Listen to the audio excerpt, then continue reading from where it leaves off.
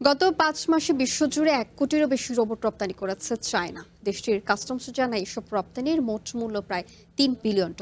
১৫০টিরও বেশি দেশে এসব রোবট রপ্তানি করা হয়েছে চায়নার বিভিন্ন কোম্পানি।